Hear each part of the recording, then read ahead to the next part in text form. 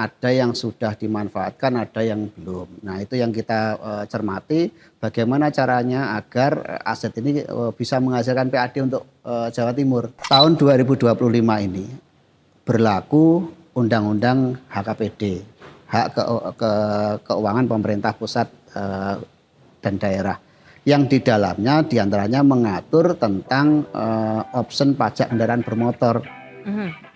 Yang dulunya pajak kendaraan bermotor itu sepenuhnya masuk ke dalam kasnya pemerintah Jawa Timur, saat ini ada sharing untuk pemerintah kabupaten dan kota.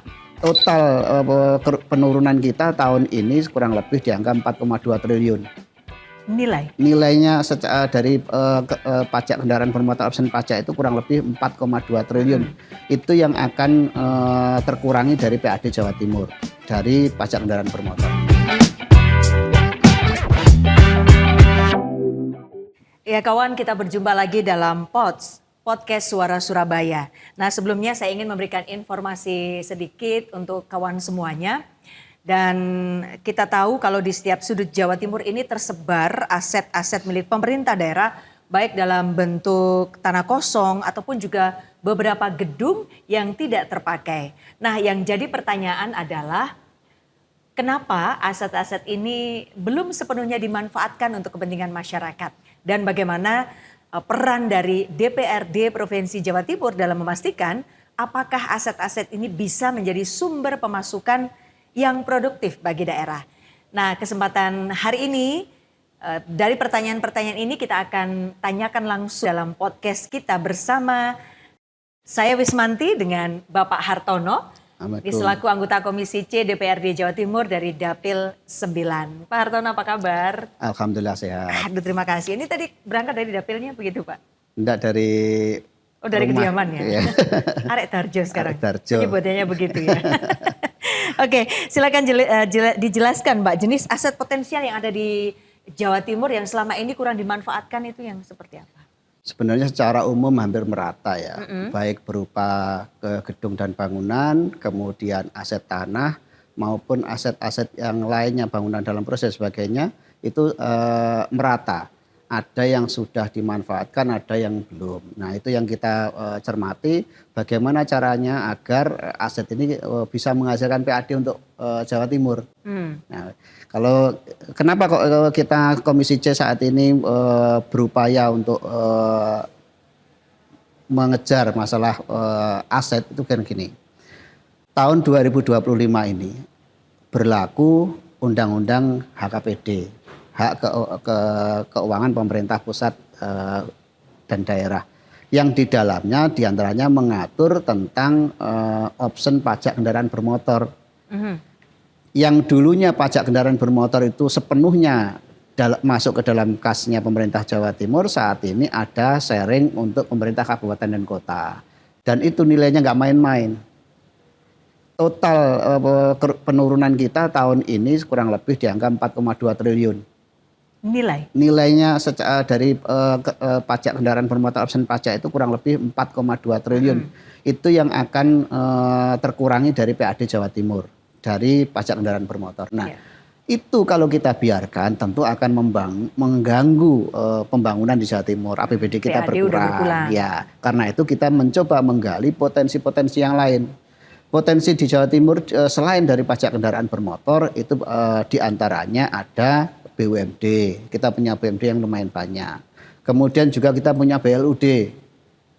Juga yang terakhir adalah barang milik daerah. Nah, ini masing-masing kita lihat kembali, kita tata kembali mana yang potensi untuk bisa mendatangkan PAD. BUMD jelas karena ini badan usaha ya harus untung mestinya.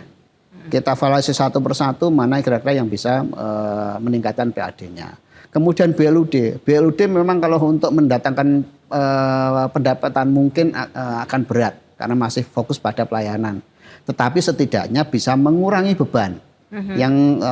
Karena dari awal BLUD kan kita rancang kan untuk bisa mandiri.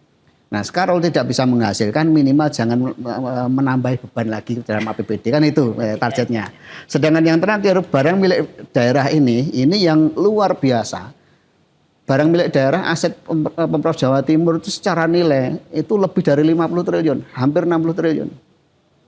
Tetapi kontribusinya terhadap PAD sangat kecil, sangat kecil. Nah, apa kendalanya Pak? Nah, ini yang menjadi kendalanya ini sama-sama masih kita koreksi. Yang pertama jelas dari sisi legalitas. Legalitas. Nah, legalitas sekarang ini aset yang sudah bersertifikat itu belum ada 50%. Oh. Kurang lebihnya. Ini tersebar di 38 kabupaten kota. Betul, ya. Nah, jadi 48% yang belum bersertifikat, kemudian hampir mirip yang sudah sama belum ini. Nah, kemudian memang ada sekitar 5%-an yang memang tidak bisa disertifikasi. Ya. Nah ini kita kejar. Bagaimana caranya ini minimal kan pertama gini. Kalau belum menghasilkan minimal jangan sampai hilang. Itu dulu ya. Ya. Karena kalau tidak bertuan itu gampang hilang. Iya pasti. Nah, itu jangan sampai hilang. Caranya apa ya? Segera disertifikasi. Sertifikasi ini terus memang kita lihat progresnya lumayan bagus dari BPKAD kemarin kita mendapat laporan progresnya lumayan bagus. Tetapi ini perlu dikejar terus. Tidak hanya sebenarnya kan ini kami kemarin menyampaikan Pak Kepala BPKAD, kita bisa melihat keseriusan BPKAD dalam penataan aset ini salah satunya diukur dari seberapa besar dana yang dialokasikan untuk melakukan penataan itu. Karena melakukan sertifikasi kan juga butuh biaya kan. Kalau biayanya misalkan kecil, kalau kita ngomong padahal bebannya masih besar ya berarti kan belum maksimal pasti. Targetnya juga nggak akan maksimal. Nah, itu pasti akan searah lah antara jumlah alokasi anggaran dengan berapa yang akan dicapai sertifikasinya kan pasti ini kurang lebihnya berimbang. Oke, berarti apa Pak kendalanya ini kaitannya dengan percepatan gitukah atau apa? Satu percepatan ini kan ya. sudah ada gitu ya. Yang kedua juga ini kan hubungan antar lembaga. Hubungan antar lembaga. Ya. Karena BPKAD itu kan bagian mengelola, tetapi pengguna aset ini kan tidak hanya BPKAD semua. Oh. Ada yang penggunanya itu malah sebagian besar, hampir 65% itu penggunanya adalah OPD lainnya. Misalkan ada dinas A, dinas B itu memakai aset yang secara pencatatannya ada di BPKAD, tetapi kan di operasionalnya yang menjalankan kan dinas terkait. Nah ini kan perlu sinkronisasi. Nah ini yang perlu diatur. Bahkan begini, kami lihat kalau dari penataan anggaran di BPKAD sendiri, BPKAD kan sudah fokusnya itu lebih besar pada pengelolaan keuangannya. Sedangkan pengelolaan barang ini hanya satu kabit di sana kalau kita lihat. Nah, ini penting untuk dilihat kembali. Apakah cukup dengan hanya kabit dan beberapa anak buahnya itu untuk menata aset sedemikian besarnya? Apakah tidak memungkinkan kalau diperlukan reorganisasi lah ini? Ada dinas khusus iya, Pak? Badan atau dinas atau apa atau hanya atau lembaga khusus lah, intinya ini perlu dilihat kembali. Apakah dengan aset sedemikian banyaknya, sedemikian besarnya itu dengan jumlah personil sekian itu mampu untuk melakukan itu? Ini kalau di kabupaten kota bukannya memang ada ya Pak? Provinsi berarti belum ada ya? Misalnya badan yang mengelola aset gitu? Yang kita tahu saat ini semuanya ada di BPKAD. Semua terfokus ya, di situ ya. Tapi di BPKAD ada bidang yang khusus menangani tadi itu. Yang di kepala kabit itu ya. Cuman pasti kewalahan lah ini. Iya. Oke, jadi ini artinya kenapa kok jadi perhatian penting khususnya bagi Komisi C? Karena ada option tadi ya Pak ya, sehingga memang loss dari PAD provinsi itu 48%. Nah makanya kenapa ini harus digenjot. Kemarin tuh memang sempat ada pelonggaran sampai Juni kan. Artinya yang tidak akan ditarik, tetapi sesudah Juni ini provinsi harus semakin menggenjot karena loss 48% tadi itu ya Pak. Betul. Oke, nah kalau begitu tentang sinkronisasi tadi, artinya supaya tidak terjadi tarik ulur, aturan mana yang benar, berarti minimal akan ada apa Pak? Dorongan peraturan baru kah atau apa ini dari teman-teman Komisi C? Sebelum kita bicara peraturan, ini bicara kesepahaman dulu. Kami kemarin menyampaikan Pak Kepala Badan BPKAD, kalau kita membicarakan barang daerah, kita rapat itu nggak akan selesai-selesai. Karena ada yang memang secara pencatatannya memang di BPKAD, tetapi aset itu kan pengelolaannya kan ada di OPD atau instansi yang lainnya. Nah, mestinya kita adakan forum khusus semua pengguna barang itu untuk duduk bersama. Untuk melakukan yang pertama untuk memverifikasi apakah betul masalah data barangnya. Yang kedua pemanfaatannya selama ini seperti apa. Kemudian proyeksi ke depan seperti apa. Itu yang pertama di sana. Jadi belum kita melangkah pada masalah peraturan. Karena sebenarnya masalah perda dan sebagainya kan sebenarnya sudah ada. Cuman ini masih gambaran saya pribadi ya, belum tersampaikan, mau juga belum ada usulan dari teman-teman anggota yang lain ataupun dari eksekutif juga belum ada usulan di perda kita. Tetapi saya melihatnya begini, background saya kan bisnis, bisnis. Jadi kalau melihat kondisi seperti ini, untuk seorang pebisnis bisa ikut masuk dalam memanfaatkan aset provinsi ini harus jelas dulu asetnya. Nah, jelasnya seperti apa? Nah, aset itu satu berupa apa? Kemudian kondisi saat ini seperti apa? Potensinya untuk apa? Ini kan mestinya dari Pemprov melakukan studi kelayakan lah. Oh, berarti itu selama ini hanya belum kosong, belum sama sekali.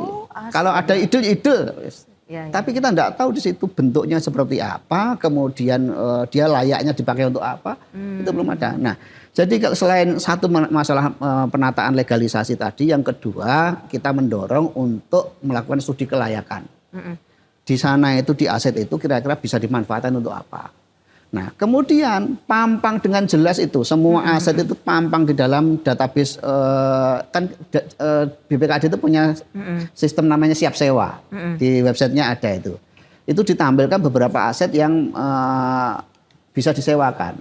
Nah, kalau studi kelayakan sudah dilakukan, kemudian kita pampang di sana, kondisinya jelas, investor akan masukkan lebih mudah nanti. Betul. Nah, itu yang gambaran saya sebagai seorang pebisnis itu melihat potensi seperti itu. Ya. Artinya begini, swasta itu bisa memanfaatkan aset yang disebut terbengkalai itu tadi ya Pak ya, mati gitu ya. Mestinya bisa itu dimanfaatkan. Ini belum aset yang sudah diinbrengkan kepada BUMD loh ya. Lah iya. Ini yang 48% belum tersertifikat itu di luar yang sudah diinbrengkan. Pada ada aset yang sudah diinbrengkan salah satu ke beberapa. Satu BUMD itu ada yang nilai aset inbrengnya itu 4 triliun lebih. Tuh. Dan itu juga banyak yang belum ada sertifikatnya. Nah, ini jadi sekarang ini memang concernnya atau yang mendesak itu adalah legalisasi dulu. Pendataan mungkin ya Pak ya, pendataan dulu, terus ada legalisasi. Baru akses manfaatnya itu akan ada ya tersosialisasi gitu ya. Studi kelayakan tadi. Studi kelayakan, kemudian memang benar-benar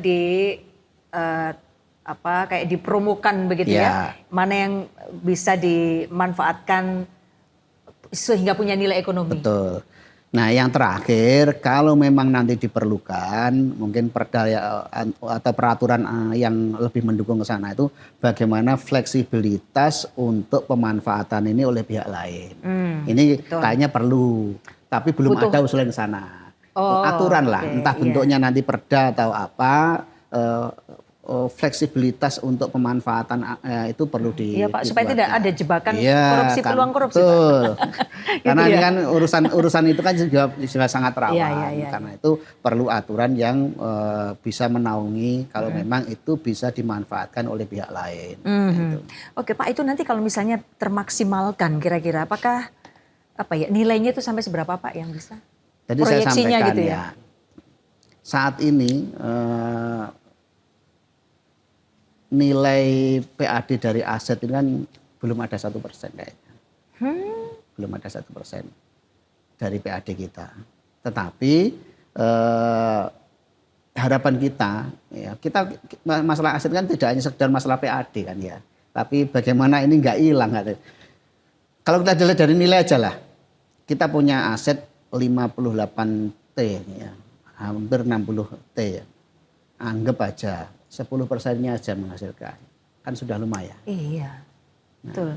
Pak, tapi sebentar untuk masuk ke situ kan juga nanti akan ada pengeluaran dulu yang pasti, makanya kan juga perlu direncanakan disiapkan. tadi. Salah satu yang ingin kita lihat kan sebenarnya di situ. Kalau memang mau menuju ke sana, minimal untuk proses legalisasi tadi, pendataan tadi itu kan juga butuh biaya di sana.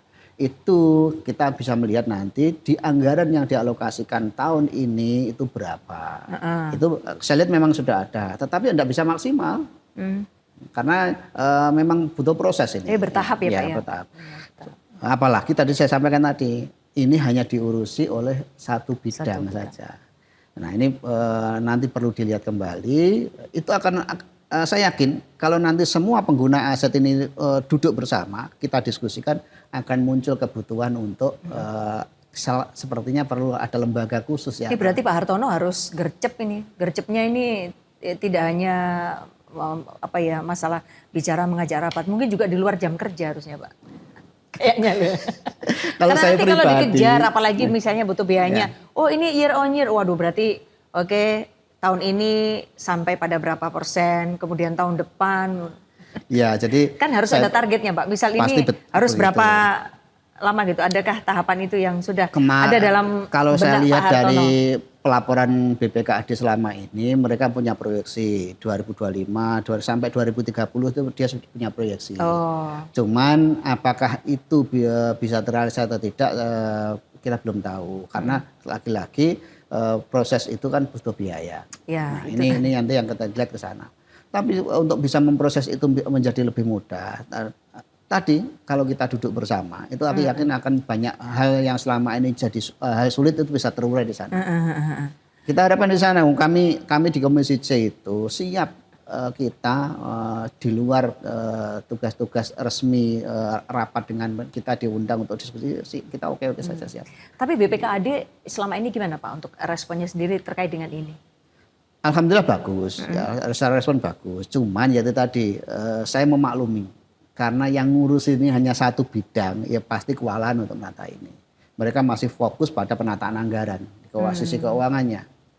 Nah, sedangkan yang di aset ini memang saya kira perlu penguatan di sana. Oh gitu. Nah, misalnya melibatkan pihak lain gitu Pak untuk yang tadi memverifikasi aset-aset itu?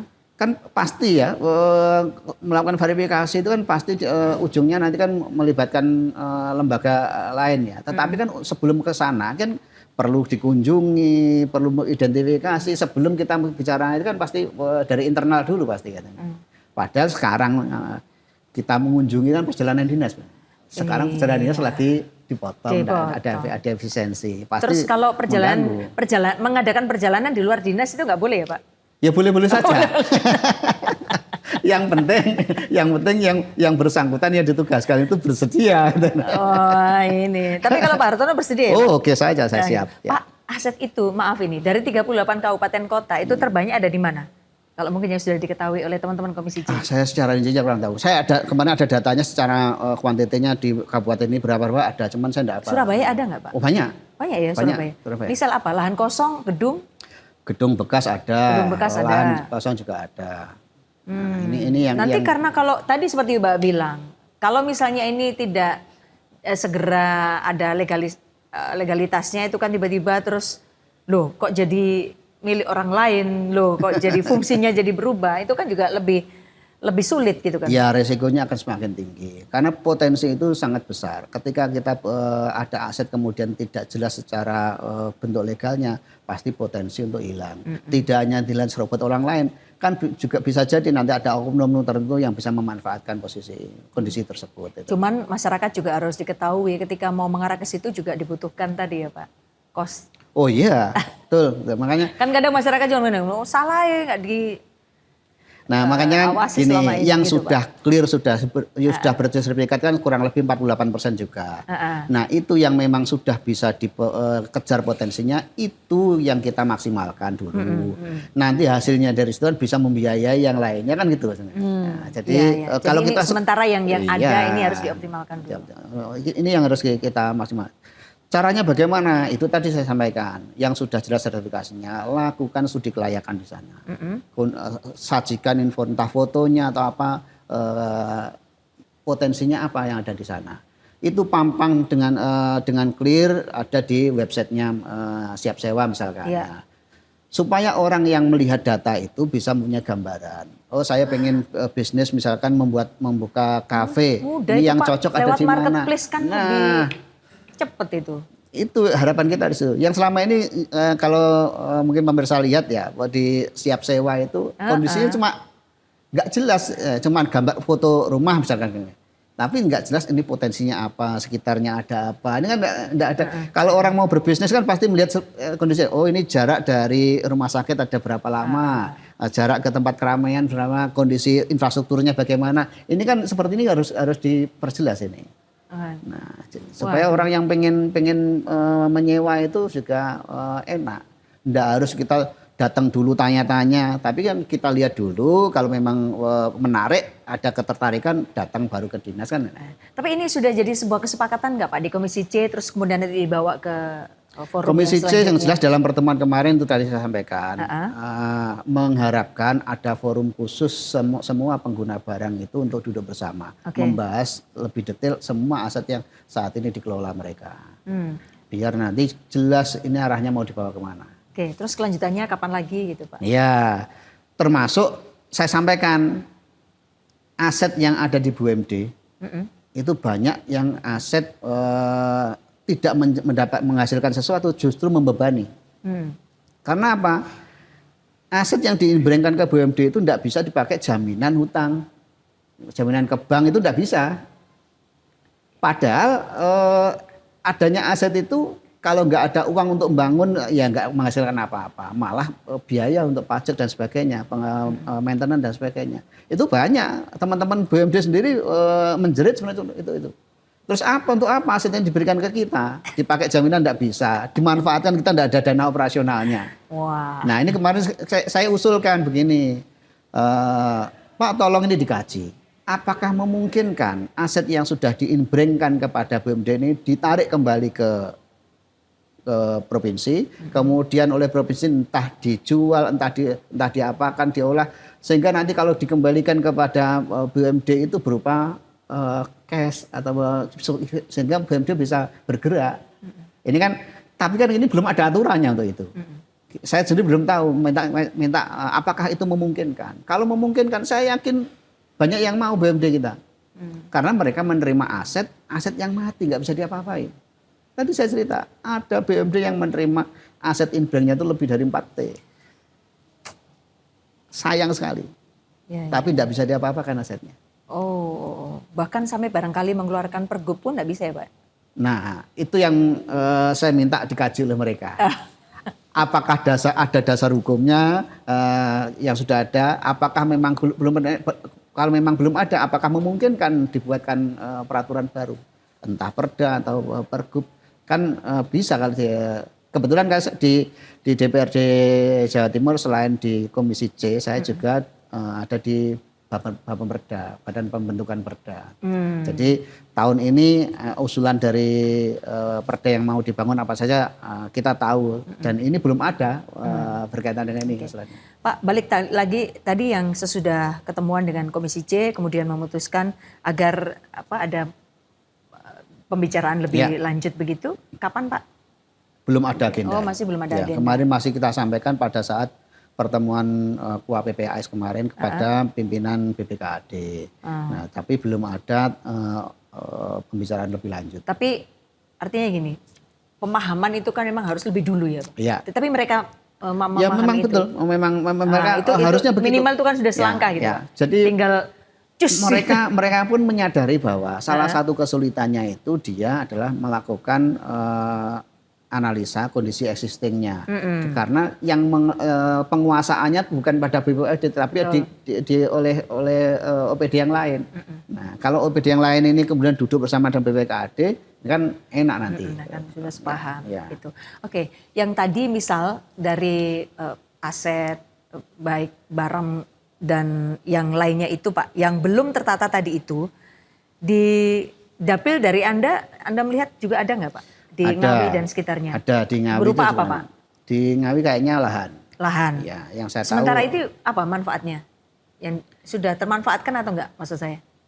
Kalau judulnya itu kan kalau nggak salah dikelola oleh Dinas Pertanian. Cuman saya mendapat laporan dari masyarakat bahwa itu ternyata belum diapa-apakan juga. Oh. Nah, kalau dari judulnya penguasaannya Dinas Pertanian. Makanya cuman saya belum menelusuri kondisi existingnya seperti apa di sana. Saya mendapat laporan di masyarakat saya, tim saya katanya ada asetnya milik provinsi, Pak, itu lahan tapi juga belum ada aktivitas ekonomi di sana. Kalaupun itu misalnya disewakan ya untuk para petani kan juga lebih bagus. Tidak usah ke petani, saya mau garap. Nah makanya itu artinya ya ada nilai ekonomi daripada jadi lahan tidur kan Pak. Itu kalaupun misalnya itu tadi, kalau memang tidak bisa dikelola internal oleh pengguna aset, itu ya monggo dilempar kepada pihak ketiga. Terus entah swasta atau mungkin diberikan kepada masyarakat desa. Yang penting itu harus ada nilai ekonominya. Iya, ada azas kemanfaatan. Ya. Waduh, itu baru yang di Ngawi ya Pak? Ya. Belum di daerah lain? Luar biasa banyak. Luar biasa banyak. Padahal sekarang kalau bicara sewa lahan aja kan nilainya sudah lumayan. Iya. Supaya nggak ada sebutan jadi gedung setan begitu loh Pak. Kalau memang susah untuk disewakan, bagi hasil kan bisa juga. Nah, kalau memang secara aturan membolehkan, makanya tadi kan saya ada ide, kalau memang nanti dimungkinkan dan diperlukan aturan yang bagaimana fleksibilitas pemanfaatan aset itu. Misalkan kalau aturannya harus sewa, mungkin menjadi beban, ya udah sharing bagi hasil kan bisa juga seperti itu. Opsi-opsi ini kan masih banyak di sini. Oke. Ya. Tapi kira-kira untuk sampai pada legalisasinya tadi itu memang waktunya apakah memang harus butuh waktu lama ya Pak? Kalau menurut teman-teman Komisi C? Butuh waktu lama memang. Beberapa butuh lama. Itu tadi karena kondisi existingnya kita tidak tahu. Pasti butuh waktu lama itu. Kalau kita lihat perencanaan dari BPKD kemarin sampai 2030 itu juga belum 100% itu nanti. Tahun ini cuma berapa. Tapi progres setiap tahun ada. Ya itu yang penting. Artinya progres ada dan positif gitu ya Pak. Dan itu memang harus dilanjutkan. Terkait dengan tadi karena ada option pajak, ini apakah benar-benar dengan diversifikasi untuk mencari PAD baru ini bisa terpenuhi Pak dengan memanfaatkan barang dan lahan yang terbengkalai tadi? Kalau optimal bisa. Kalau optimal bisa, tetapi kalau saya lihat progres ini kan sudah semester 1 sudah terlampaui. Semester 1 sudah terlampaui. Minimal tahun ini bisa berarti ya Pak? Memang mungkin 100% seperti dulu belum bisa. Tapi bisa. Setidaknya sudah mendekati lah. Kemarin kita lihat progres realisasi dari rencana pendapatan dari targetnya itu rata-rata sudah di kisaran 50%. Ada yang masih kurang 40 berapa persen, itu sudah mendekati lah. Tapi setidaknya angkanya tidak jauh-jauh dari yang kemarin kita loss 4,2 triliun itu ya alhamdulillah dari sisi yang lain bisa menambah. BUMD juga setorannya juga bertambah. Kemudian juga beberapa target yang lain juga kita naikkan targetnya alhamdulillah juga kemarin berproses. Gitu ya. Kita ada option baru lagi. Apa Pak itu Pak? Kalau PAD itu selain aset kan kita namanya option MBLB, mineral bukan logam dan batuan. Mineral bukan logam dan batuan. Ya, misalkan galian C. Itu kan penguasaannya ada di kabupaten, pemungutnya kan mereka. Tahun-tahun lalu itu belum dioptimalkan Pak? Baru tahun ini sudah dapat itu. Iya. Izinnya memang di provinsi, tetapi pemungutnya adalah kabupaten kota. Kita mendapat optionnya sekian berapa persen ya? Kecil tapi kita dapat lumayan target kita tahun ini kita targetkan kurang lebih di angka 65 miliar kalau nggak salah kita target tahun 2025 ini. Tapi kemarin ya sudah masuk lumayan banyak. Tetapi setelah kita berkunjung di banyak tempat itu ternyata problemnya macam-macam. Apa Pak? Ada yang satu kabupaten itu melaporkan tahun 2025 itu hanya menyetorkan nilai itu MBLB itu nggak sampai 3 juta. Astaga. Satu kabupaten. Makanya kita tahu. Ini itu kabupaten yang ada galian iya. Loh, terus uang yang lainnya kemana? Makanya ini serius dah. Ini kehilangan nolnya atau gimana saya tanya gitu. UMR aja nggak madu. Ternyata begini. Ada banyak tambang-tambang seperti itu masih ilegal. ilegal. Ya. Nah, ilegalnya itu bukan semata-mata mereka tidak mau ngurus, bukan. Kita datangi beberapa penambang yang itu kita Jadi datangi. nanti balik lagi ke pengawasan, Nah, Pak. Nah, tanya selama ini gimana? gini loh Pak, kita bukannya tidak mau untuk melakukan izin, tetapi izin itu kita nambang sambil ngizin, tambangnya sudah hampir habis, izinnya belum keluar. Nah, percepatan ini yang kita harapkan bisa mendapatkan respon yang baik dari teman-teman yang mengurusi perizinan ini. Mereka keluarnya pada masalah perizinan yang ribet dan ruwet, tidak jelas ujungnya kapan. Wah, itu di sekitaran Malang Selatan itu kan banyak, banyak, setiap Pak. kabupaten ada. Lah iya, artinya itu kalau misalnya berapa tadi, masa dari semua itu cuma 3 Loh, juta? ada salah satu kabupaten. Salah satu. Ya. Tapi yang lainnya enggak kan, Pak? Lainnya ada juga sudah lumayan oke lah. Nah, tapi harusnya angkanya jauh lebih besar dari itu. Saya yakin harus kalau semua yang ilegal itu semuanya didatangi, persuasif kita datangi, kita lakukan percepatan perizinannya. Saya yakin mereka mau bayar. Ini kembali lagi pada niat kita, apakah serius mau ngurus ini atau tidak. Oh gitu. Yang lain berarti ini masih bisa ya Pak ya, cukai, terus itu tetap ya? Ya, itu ada tapi penurunan juga. Rokok itu salah satu potensi yang turun. Apalagi sekarang banyak yang saat ini palsu. banyak yang ilegal. Banyak yang palsu ya Pak. Kemarin kami juga sempat diskusi itu. Betul. Saya mendengarkan juga itu. Oke Pak, dari ya barangkali temuan dan analisa Pak Hartono gitu ya. Potensi aset yang tidak terpakai tapi yang sudah bisa menghasilkan, ada nggak? Ya ada beberapa tadi saya jelaskan kan tadi, terutama yang dikuasai oleh OPD. Oke, itu sudah artinya sudah benar-benar real ya, udah masuk gitu ya. Jadi yang dulunya misalkan belum menghasilkan, sekarang kita dorong ada misalkan ada tanah dipakai untuk gedungnya dinas misalkan. Tapi kan tidak semua tanahnya dipakai itu, masih bisa di sana misalkan disewakan untuk tempat ATM atau mungkin tempat kafe di sana. Itu bisa, dan setelah kita dorong selama ini bersama Komisi C, ternyata penghasilan dari itu lumayan juga. Nah, masing-masing dinas melaporkan, oh ini bisa ini. Nah, berarti yang tadi belum itu juga akan ada keyakinan kalau itu akan juga jadi sumber pendapatan ya, yang betul, termasuk baru. Mesin-mesin ya kan. Kita kan juga punya lab di Batu itu yang untuk herbal itu. Itu tahun ini potensinya luar biasa ternyata. Berapa Pak? Itu sudah menyentuh M lah kemarin. Dari sewa untuk mereka cek lab itu sudah lumayan besar. Dan ini seperti itu kan harus kita dorong terus itu. Pemanfaatan lahan kosong itu masih banyak, itu kita dorong terus itu. Nah, dan itu bisa kita lakukan kalau kita bisa duduk bersama. Dan momen-momen itu kita lakukan saat kita duduk dengan Komisi C, kita panggil kepala dinasnya, aset yang dikuasai berapa, potensinya nanti apa saja. Nah, ini yang semacam itu perlu sering-sering dilakukan. Iya.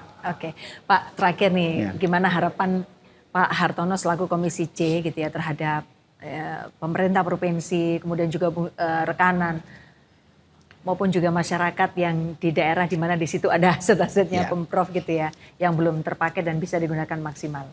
Ya, yang saya berharap ke semua stakeholder ya, ada dari Pemprov, kemudian legislatif, juga pemerintah daerah, ini kita perlu membangun kolaborasi, membangun sinergi agar semua aset yang dimiliki oleh Pemprov ini, satu itu pendataannya jelas, yang kedua juga jelas operasionalnya. Kemarin saya sampaikan, satu administrasi memang penting, tapi yang tidak kalah penting adalah data operasionalnya. Ya, di situ pernah ada yang investasi berapa, kemudian membutuhkan apa lagi, potensinya seperti apa, itu perlu didata juga agar segera kita bisa mewujudkan clear masalah datanya, clear potensinya, tinggal kita nanti menguatkan masalah PAD-nya. Kalau selama itu belum clear, nggak akan bisa mendapatkan apa-apa. Nah, justru tidak hanya tidak mendapatkan apa-apa, tapi justru akan menjadi beban. Dia termasuk dengan kabupaten kota itu kan memang, tingkat kesulitannya kayak apa Pak untuk masuk? Karena aset itu ada di wilayah mereka, ya pasti kan kita perlu koordinasi dengan pengguna di sana. Ini juga penting karena beberapa juga masih menjadi perdebatan apakah aset ini milik provinsi atau milik mereka. Ini kan juga masih ada yang seperti itu gitu. Nah, jadi ayolah saya mendorong semua stakeholder baik dari pemerintah Provinsi Jawa Timur, dari eksekutifnya, legislatif, juga pemerintah daerah. Ayo kita duduk bersama, kita koordinasi bagaimana agar aset ini betul-betul bermanfaat untuk masyarakat Jawa Timur. Itu aja. Ya. Luar biasa, ini jadi sudah membuka banyak hal. Ya. Pak Hartono, terima kasih waktunya ya. Sama-sama. Pak Hartono Eskom ini kawan anggota Komisi C DPRD Provinsi Jawa Timur dari Dapil 9. Ya. Itu meliputi tadi Ngawi, Magetan, Ponorogo, Pacitan, Trenggalek. Oh ya, terakhir saya tambahkan sedikit ya. Ya, monggo. Selain dari tadi pemerintah provinsi maupun pemerintah daerah, kita juga bisa melihatkan pihak masyarakat, tokoh masyarakat, lembaga-lembaga. Kebetulan kan saya juga salah satu pimpinan PWGP Ansor Jawa Timur. Nah, jadi kita pun bersedia dilibatkan. Kalau memang dibutuhkan kita untuk melakukan penataan aset, kita juga siap. Saya yakin tokoh-tokoh masyarakat di kita juga banyak yang bisa dilibatkan. Tadi sudah terekam, berkenan juga terjun langsung ya Pak? Ya. Maksudnya di luar perjalanan dinas. Betul, ya. Apalagi di wilayah dapil saya. Ya. Oke, luar biasa. Baik. Terima kasih ya Pak waktunya. Sama-sama. Ya. Kawan, demikian optimalisasi aset daerah itu bukan sekedar soal menambah pemasukan saja, tapi juga mencerminkan bagaimana pemerintah itu bisa mengelola sumber daya dengan bijak dan bertanggung jawab begitu ya. Aset yang tidak terpakai kalau misalnya dikelola dengan strategis dan juga dengan regulasi yang tepat itu pasti punya menjadi potensi yang besar gitu ya, dan ini akan menambah PAD PAD Jawa Timur yang sementara sekarang ini terkena option itu memang agak ada penurunan ya Pak ya, dan ini nanti akan ada peningkatan lagi secara signifikan. Optimalisasi aset daerah itu bukan sekedar soal menambah pemasukan saja, tapi juga mencerminkan bagaimana pemerintah daerah itu mengelola sumber daya dengan bijak dan bertanggung jawab. Aset yang tidak terpakai kalau dikelola dengan strategi dan juga regulasi yang tepat, maka bisa menjadi potensi besar bagi peningkatan pendapatan asli daerah PAD. Dan DPRD Provinsi Jawa Timur, seperti tadi yang kita dengar melalui Pak Hartono, Komisi C DPRD Provinsi Jawa Timur, berkomitmen ya mendorong tata kelola aset yang transparan, akuntabel, produktif demi pembangunan yang berkelanjutan dan berkeadilan. Mari kita kawal bersama agar aset daerah ini benar-benar menjadi milik rakyat dan memberi manfaat nyata. Sampai jumpa di podcast Suara Surabaya berikutnya. Salam.